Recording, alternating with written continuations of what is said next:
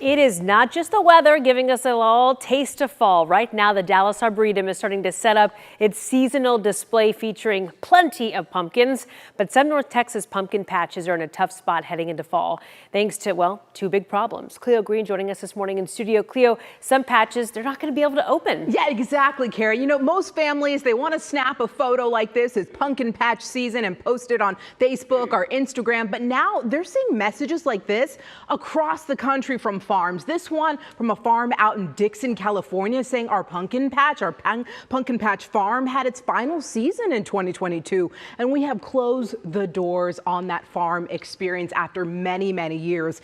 Here's what's happening here at home. Check this out. In just a few weeks, Country Critters Farm in Alvarado, just south of Mansfield, will kick off its annual pumpkin patch. And this is a family farm with a small petting zoo that's been around for more than 25 years here in North Texas. But this year, the McEwen family says inflation, that is really putting a damper on things, and that's what's happening across the country. Their biggest challenge is rising hay prices. They're struggling to pay about $190 for one bale of coastal hay. 2 decades ago, it was about $25. And growing pumpkins, that is a huge challenge right now because the ground is so dry. Check this out here in the video.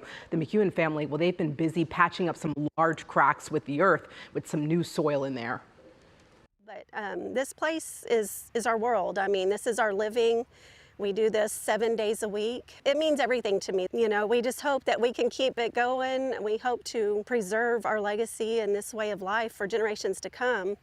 And let's hope they can do so. They've been around for so long. They plan to open up on September 30th. Ooh, my birthday. That's going to be a fun time. And here's what we need to add here, because like I said, this is happening across North Texas. Here's a message from the Flower Mound Pumpkin Patch saying due to unforeseen circumstances, the Flower Mound Pumpkin Patch will not open this October, and they do apologize to all of their loyal customers. Let's get to meteorologist Mariel Ruiz. And Mariel, they're dealing with the same issues, the dry ground, staffing shortages, inflation, but I think the dry ground is the real reason why they can't grow these pumpkins. Keep things going. I know it was the 4th driest summer on record for North Texas, and it was felt across a big portion of Texas. In fact, central and southeast Texas dealing with exceptional drought. That's the highest level of drought, and it's because our pattern never changed over the summer.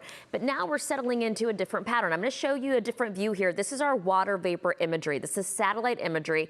The really bright colors indicate a lot of moisture. The purples and blues that you see there, those are different disturbances that we're tracking. I'm going to put a few more things on here to show you. That ridge of high pressure, the heat dome that was bringing in that intense heat, that's now southwest of here. But the flow around it puts North Texas in what we call a northwest flow.